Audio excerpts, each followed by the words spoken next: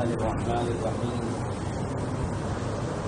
نحمده ونصلي على رسوله الكريم أما بعد فأعوذ بالله من الشيطان الرجيم بسم الله الرحمن الرحيم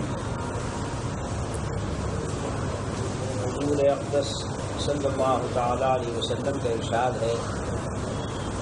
سیدنا ابو ہریرہ رضی اللہ تعالیٰ عنہ روایت فرماتے ہیں کہ اللہ کے آخری نبی و رسول صلی اللہ علیہ وسلم نے ارشاد فرمایا کہ آخر زمانے میں کچھ ایسے لوگ نکل پڑیں گے جو دین کے ذریعے دنیا کا حصول بڑی چالاکی سے ان کا پیشہ اور شعار بن جائے گا. وہ لوگوں کے سامنے بڑے معصوم اور سیدھے سادے بن کر آئیں گے. بڑی میٹھی شکل سے بھی زیادہ شیریں کلامی کے فن کے ماہر ہوں گے، مگر ان کے سینوں میں جس کو گھیوں کی کھال سے سجائے ہوئے ہوں گے وہ انسانیت کا خون چوسنے والے بھیڑیوں کے دل رکھتے ہوں گے. ایسے گھناؤنے فساد سے بھرے ہوئے معاشرے پر غیرت الہی بلکہ غضب الہی پکار اٹھے گا کہ یہ لوگ میرے لطف و کرم سے بے بنیاد بےہودہ توقعات لگائے بیٹھے ہوئے ہیں یا میرے مقابلے پر ڈھیٹ بن گئے ہیں اور میرے غضب کو چیلنج کر رہے ہیں.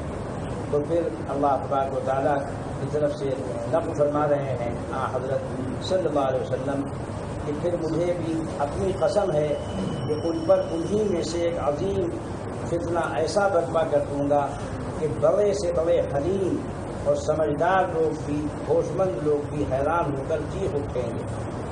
نبی کریم صلی اللہ علیہ وسلم کی یہ ایک ایسی پیشن گوئی ہے جس سے یہ محسوس ہوتا ہے کہ عالم الغیب و شہادہ مالک الملک نے ہماری اس زمانے کی تصویر پیش کر دی کہ نبی آخر الزمان صلی اللہ علیہ وسلم نے اس کو ہمارے سامنے رکھ دیا اور گویا آپ آنکھوں دیکھا وہ حال جس سے ہم آج دوچار ہیں 1400 سال پہلے بیان فرما رہے ہیں. اس وقت جو صورتحال عرب سے عدم تک ہے اس کو بیان کرنے کی ضرورت نہیں، وہ آپ ہم سے زائد واقف ہیں.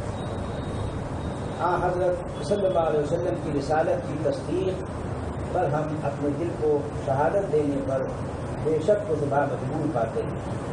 ہر مومن کا کام یہ ہے، مرد ہو یا عورت، کہ وہ ہر وقت دل اور زبان سے کلمہ توحید و رسالت کا اقرار کرتا رہے. لا الہ الا اللہ، لا الہ الا اللہ، لا الہ الا اللہ. یہ افضل الذکر ہے. حدیث شریف میں آتا ہے کہ ہر چیز کو زنگ لگ جاتا ہے، لہذا دلوں کو بھی زنگ لگ جاتا ہے، اور اس کی صفائی کا طریقہ کیا ہے؟ اللہ کا ذکر. اللہ کا ذکر جتنا کیا جائے گا اتنا ہی دلوں کا زنگ دور ہوگا. اور ہم لوگوں کی غفلت کہ ہم لوگ ذکر کا مطلب نہیں سمجھتے، ناواقفیت کی حد ہے. قرآن پاک یہ بھی اعلیٰ درجے کا ذکر ہے اور اللہ تبارک و تعالیٰ سے قریب کرنے کا ذریعہ ہے. اس لیے جہاں تک ہو سکے گھر میں کوئی مرد عورت بڑا چھوٹا بوڑھے بچے ہر وقت طہارت کا اہتمام رکھیں، ناپاک رہنے سے دور رہیں، پاک رہنے کا اہتمام کریں، طہارت کا اہتمام کریں. طہارت نصف ایمان ہے.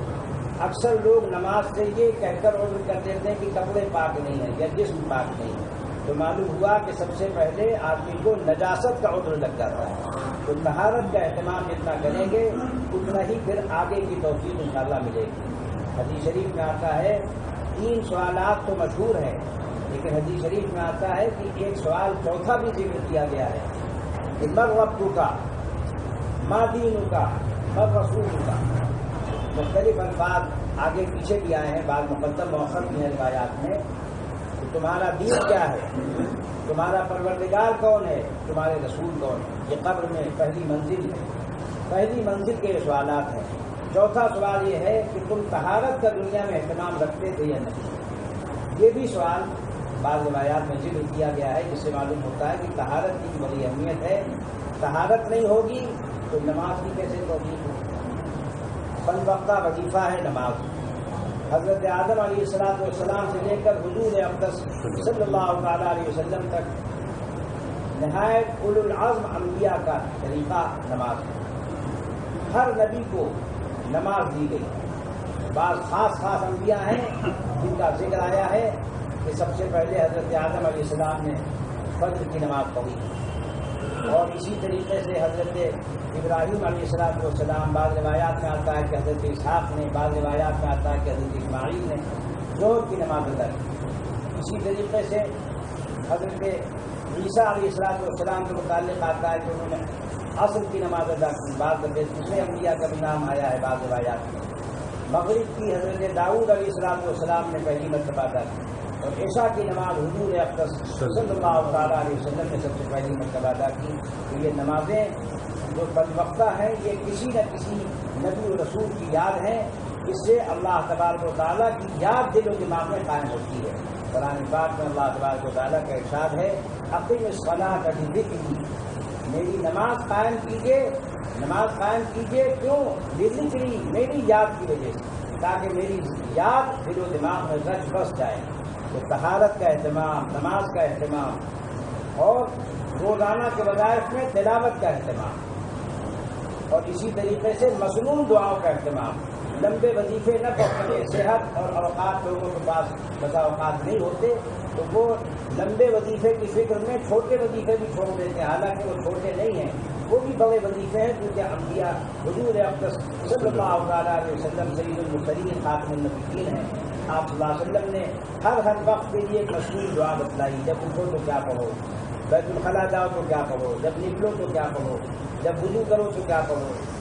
اسی طریقے سے نماز سے پہلے اور نماز کے بعد کے بہت مختصر اذکار ہیں، 5 منٹ بھی نہیں لگتے، لیکن مصنون دعاؤں کا اہتمام ہو۔ اذکار مصنونہ ہمارے حضرت مولانا ابوالحق صاحب رحمۃ اللہ علیہ نے مرتب کر دیا تھا۔ حضرت تھانوی رحمۃ اللہ علیہ کی کتاب ہے مناجات مقبول اشرفی، اس میں تمام مصنون دعائیں ہیں، اور اسی طریقے سے حسن حسین ہے، اور بھی عمل الیوم واللیلہ ہے، بہت سی مشہور کتابیں پرانی ہیں، نئی کتابوں میں مقبول مصنون دعائیں ہیں، اذکار مصنونہ ہیں، اس کا اہتمام ہونا چاہیے۔ پنج وقتہ نمازوں کے علاوہ سال میں اللہ تبارک و تعالیٰ نے ماہانہ روزے رکھے ہیں، زکوٰۃ کا اہتمام رکھا ہے، زندگی میں ایک مرتبہ حج کا کم سے کم اہتمام ہو، کم سے کم، اور اسی طریقے سے حرام سے بچنے کا اہتمام۔ آج ہم لوگ پورے معاشرے میں سود، رشوت، گھوس، فریب، ان چیزوں پر پورا کاروبار دائر کیے ہوئے ہیں، اسی پر گھمائے ہوئے ہیں، ان کے نام بدل دیے ہیں۔ حدیث شریف میں آتا ہے کہ قیامت کے قریب یہ بھی ایک فتنہ عام ہوگا کہ لوگ حرام چیزوں کو نام بدل کر اختیار کرتے ہیں، یسمونہا بغیر اسمہا، نام اس کا بدل دیں گے کہ یہ شراب نہیں ہے بلکہ یہ ویسے ہی ٹھنڈی بوتل ہے۔ حضور اقدس صلی اللہ تعالیٰ علیہ وسلم نے جو چیز بتلائی قرب قیامت کے قریب اس کا ہم مشاہدہ کر رہے ہیں۔ اسی طریقے سے حضرت صلی اللہ علیہ وسلم کا ارشاد گرامی ہے کہ اس وقت تمہارا کیا حال ہوگا جب تمہاری عورتیں سرکش اور بے قابو ہو جائیں گی، اور تمہارے نوجوان بدچلن ہو جائیں گے، اور تم جہاد چھوڑ بیٹھو گے، اللہ کی راہ میں جان دینے سے گھبراؤ گے، دنیا کی محبت دل و دماغ میں رچ بس جائے گی، پھر ہر چیز تم کو دبوچے گی، ہر ڈر اور ہر خوف تمہارے دل و دماغ پر کھا جائے گا۔ اگر ڈر اور خوف نہیں ہوگا تو وہ اللہ ہے، بس جب وہ ڈر نکل جائے گا تو پھر ہر چیز کا ڈر سما جائے گا۔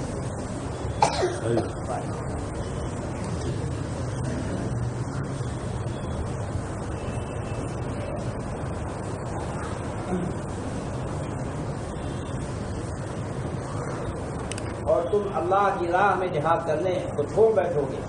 لوگوں نے عرض کیا کہ اے اللہ کے رسول صلی اللہ علیہ وسلم، کیا ہمارے معاشرے میں یہ خرابی بھی پیدا ہو جائے گی؟ حضرت صلی اللہ علیہ وسلم نے ارشاد فرمایا کہ ہاں، اللہ کی قسم جس کے قبضے میں میری جان ہے، اس سے بھی زیادہ سخت مرحلہ آئے گا۔ صحابہ کرام نے عرض کیا کہ کیا اس سے بھی زیادہ سخت مرحلہ آئے گا؟ حضرت صلی اللہ علیہ وسلم نے فرمایا کہ ہاں، اس وقت تمہارا کیا حال ہوگا جب تم نیکی کا حکم نہ دو گے اور نہ برائی سے روکو گے۔ لوگوں نے عرض کیا کہ اے اللہ کے رسول، کیا یہ بھی ہونے والا ہے؟ آپ نے فرمایا کہ ہاں، اللہ کی قسم جس کے قبضے میں میری جان ہے، اس سے بھی زیادہ سخت مرحلہ آنے والا ہے۔ لوگوں نے دریافت کیا کہ اے اللہ کے رسول، کیا اس سے بھی زیادہ سخت مرحلہ اور کیا ہوگا؟ آپ نے بتایا کہ ہاں اس وقت تمہارا کیا حال ہوگا جب تم معروف کو منکر اور منکر کو معروف، بھلائی کو برائی اور برائی کو بھلائی سمجھنے اور کہنے لگو گے۔ اللہ تبارک و تعالیٰ ہم سب کی حفاظت فرمائے اور اس مرض کو مرض سمجھنے کی توفیق نصیب فرمائے۔ یہ مرض عام ہو چکا ہے۔ لوگوں نے عرض کیا یا رسول اللہ کیا یہ بھی ہونے والا ہے؟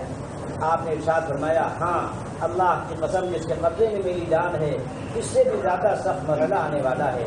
لوگوں نے عرض کیا کہ اے اللہ کے رسول اس سے بھی زیادہ شدید مرحلہ اور کیا ہوگا؟ حضرت صلی اللہ علیہ وسلم نے ارشاد فرمایا تمہارا کیا حال ہوگا جب تم برائی کا حکم دو گے اور نیکی سے روکو گے۔ لوگوں نے عرض کیا کیا امت پر یہ مرحلہ بھی آنے والا ہے؟ آپ نے ارشاد فرمایا کہ ہاں اللہ کی قسم جس کے قبضے میں میری جان ہے اس سے بھی زیادہ سخت مرحلہ آنے والا ہے۔ اللہ تعالیٰ کی قسم کھا کر فرمایا کہ دیکھو ایسے موقع پر اللہ تبارک و تعالیٰ کا ارشاد ہے کہ میں اس مرحلے میں جب حکومت داخل ہو جائے گی تو ان کو ایسے ایسے فتنوں میں مبتلا کروں گا کہ ان کے عقل مند اور ہوش مند حیران ہو جائیں گے اور ان کی سمجھ میں کچھ نہ آئے گا کہ ان فتنوں سے ہم کیسے بچیں اور کیا کریں اور کہاں بھاگ کر چلے جائیں۔ اس کے بعد حضرت سیدنا ابوبکر صدیق رضی اللہ تعالیٰ عنہ فرماتے ہیں کہ رسول اللہ صلی اللہ علیہ وسلم نے ارشاد فرمایا کہ جو لوگ جہاد سے بھاگیں گے تو اللہ تبارک و تعالیٰ ایسے لوگوں پر عذاب مسلط کر دے گا۔ رسول اللہ صلی اللہ علیہ وسلم نے ارشاد فرمایا کہ جب تم کاروبار کو ایسے انداز میں کرنے لگو گے جس میں حرام سے نہیں بچو گے تو پھر اس وقت تمہارے مالی اور جانی قربانی سے تم گریز بھی کرنے لگو گے تو اس وقت تمہارے اوپر ذلت، محکومی، غیروں کا حکم تمہارے اوپر نافذ ہوگا جو تم سے ڈرے گا نہیں جب تک کہ تم اللہ کے دین کی طرف پلٹ کر نہیں آؤ گے۔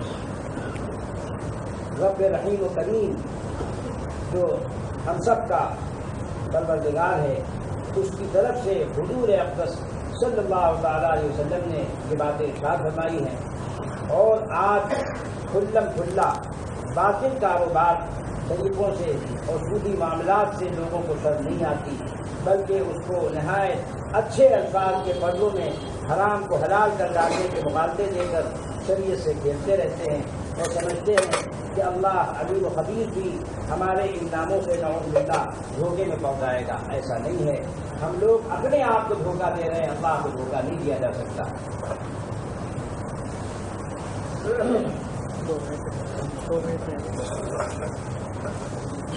سب سے پہلے ضرورت ہے کہ آدمی خود دیندار بنے۔ جب تک آدمی خود دیندار نہیں ہوگا اس وقت تک اس کا عمل دیکھے بغیر اس کے گھر والے، اس کے چھوٹے بڑے کوئی بھی متاثر نہیں ہو سکتے۔ حضرت والد صاحب رحمۃ اللہ علیہ اپنے زمانے میں یہ شعر پڑھا بھی کرتے تھے اور لکھا بھی کرتے تھے، آدمی نہیں سنتا آدمی کی باتوں کو، آدمی نہیں سنتا آدمی کی باتوں کو، بے کرے عمل بن کر غیب کی صدا ہو جا۔ اللہ تبارک و تعالی ہم سب کو صحیح عقائد کے ساتھ صحیح اعمال کی اور صحیح اخلاق کی توفیق نصیب فرمائے، دنیا میں ہدایت پر زندہ رکھے اور آخرت میں نجات عطا فرمائے۔